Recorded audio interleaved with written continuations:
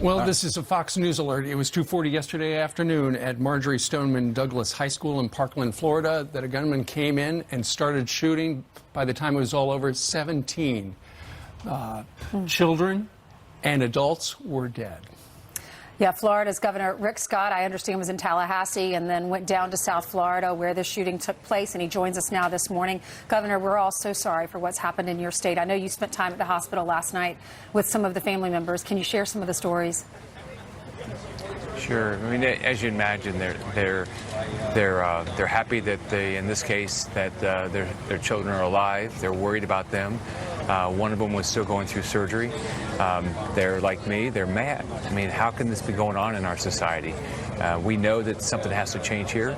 We cannot continue to have this violence. We've got to keep our students safe. But at least at the hospital last night, everybody was optimistic that their children were going to be alive.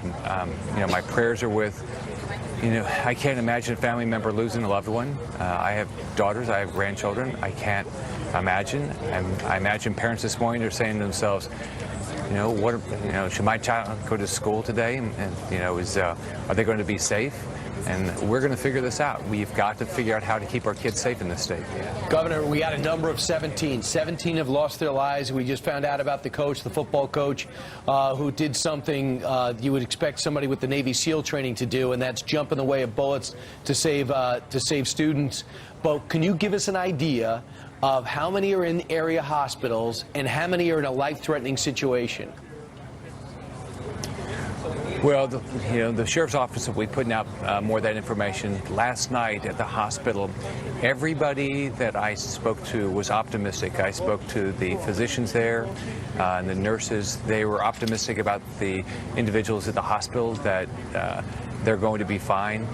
But as you know, some of these are in different hospitals. I was at North Broward General Hospital last night talking to families.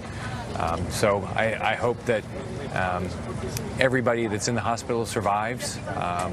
But I mean, we're going to do everything we can. I'm going to stay here as long as it takes. Make sure we have all the resources that we need. We are going to make sure that we in this state figure out how to stop violence at our schools. Well, that's the big key. And I know you said a moment ago that the people you talked to yesterday, they're mad. You know, they want answers because, Governor, it looks as if there were a lot of warning signs that were missed. Not only did he have a disturbing social media feed with creepy pictures on it and some really inappropriate passages that he had typed out, but also apparently for a while he was treated at a mental health facility and then stopped going. Yeah, all of us have to figure out and talk about when we see something like this happening. You know, there's going to be a thorough investigation. We'll know what happened in this case. Hopefully we can take whatever happened here. We can't save the lives that we lost here, but we can do everything we can to make sure this doesn't happen again. You just can't imagine how a person can senselessly go shoot and kill another human being, probably somebody that they knew. How can anybody do something like this? I'm furious that this could happen anywhere. Well, on top of that, a lot of people are wondering what the responsibility is if a public school kicks you out for disciplinary reasons, says something like you can't carry a backpack. Whose responsibility is this kid next? Should law enforcement be called by the school system? Look out for this guy. We're kicking him out because of violent reasons, if that is indeed the case. Well, we're going to find out exactly what happened here. I've spoken to the superintendent. I've been talking to the sheriff. I spoke with President Trump yesterday and Kristen Nielsen from Homeland Security. Spoken with the FBI. We're going to find out what happened here, and what we're going to do is we're going to have a real conversation about how we're going to stop it. Yeah, I mean, he was 19 years old, so it's not like he goes to Child Protective Services if he loses his parents or into an orphanage. He's considered an adult at that point. Well, please keep us informed. Let us know. Are there any ideas that people have thrown your way of how we can prevent this from happening? I've heard you say several times you're going to look at different things to make sure this doesn't happen again, but any suggestions that you've heard so far?